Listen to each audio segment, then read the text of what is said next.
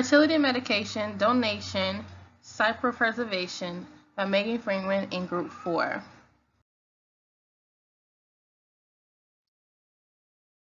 In this section, we talk about 3 different parts to fertility and how to either become a donor or be a receiver from a donor by via egg or sperm donation.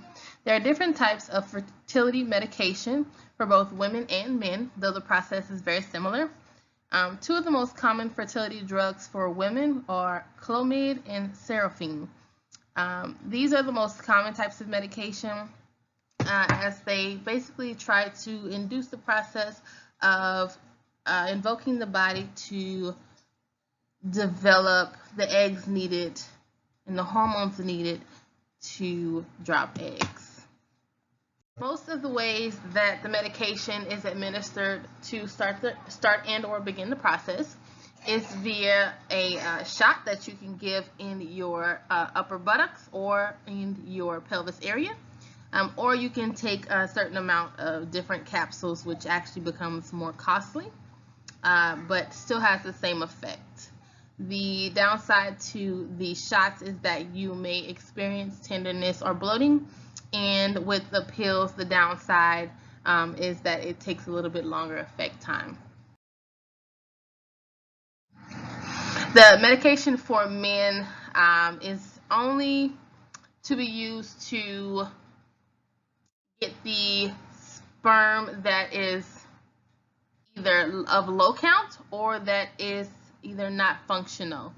And the medicine just starts the process to help the sperm either increase or begin a steady flow. The 2 types of medicine that are used for men is the clomiphene and the gonadotropins. It's very similar to the medicine that women use. The downside is that it does cause quite a bit of downfalls and side effects. Just a few that can be named are nausea, headaches, changes in sex drive, being good or bad, and some men have experienced breast enlargement because it is a hormone. The cost of these types of medication can run from the hundreds to the thousands per month, depending on what type of medication you choose and its effects. The cypropreservation is a common and up-and-coming type of reservation for keeping eggs and sperm.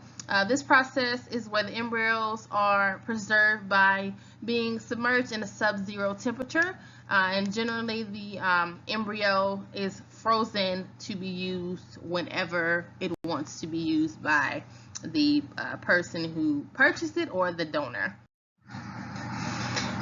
Generally, it's kept in a lab, and it's very costly to keep it in the lab, as well as the procedure is very costly. There is also an option that allows for female egg donation and male sperm donation. For the potential parents, the process is fairly easy but very costly. They must select the agency, go through a list of millions of people that fit their criteria, and if they can't find a criteria, they must kind of scale back their filter and find someone who's willing to work with them and that they're willing to work with. There's a legal process that must take place where papers must be signed on how the agreements between the donor and the parent are going to coincide for the child or the donation. And as for the donors, you can be paid very heftily, between $750 to $10,000 after the first egg donation. The same process takes place for the donor as the parents.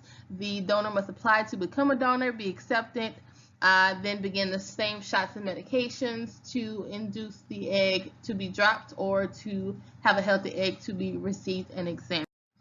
As for the male sperm, donation process is still the same. The potential parents must select the agency, filter the type of donor that they would like to use for their potential baby, and then take the necessary legal processes and procedures to ensure that the egg donation process is smoothly and agreed upon between all parties involved. As for the male donor, they particularly like the minimum age of 18 and no older than 50.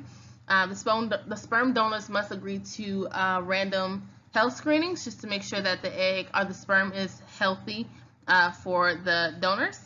And they must be committed to staying healthy throughout the entire contract process.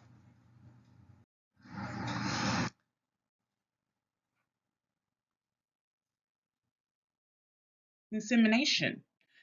Insemination involves a direct insertion of semen directly into the woman's cervix, fallopian tube, or the uterus. This process shortens the semen trip and bypass any possible obstruction, ideally making pregnancy possible where it wasn't before. There are four types of artificial insemination. There are some risk factors of artificial insemination that lessens the chance of pregnancy. Old age is one, poor egg quality or semen quality, severe endometriosis, severe damage to the fallopian tube, and blockage of the fallopian tube. Surrogacy. Surrogacy involves using one's woman's uterus for the purpose of implanting or carrying an embryo in order to deliver a baby for another person or couple. The woman who will carry the embryo is known as a surrogate. This process involves using in vitro fertilization in order to place a fertilized egg into the surrogate's uterus. There are two different types of surrogacy: traditional surrogacy and gestational surrogacy. And traditional surrogacy is where the surrogate acts as both the egg donor and as the actual surrogate to the embryo. Basically, she she is implanted using the process known as IUI, and the doctor will transfer semen that is taken from the biological father. And gestational surrogacy is where the surrogate's eggs are not used at all. Therefore, the child will not be related to the surrogate biologically. And gestational surrogacy, that type of surrogacy, the embryo is created by using both the biological father's sperm and the biological mother's eggs through in vitro fertilization. There are some risk factors in surrogacy, and some of those risk factors comes with the medication. A woman uses medication and it to increase the number of eggs. And by using this medication, she may have multiple eggs released, and in some cases, multiple eggs fertilized, which will then entail multiple pregnancies.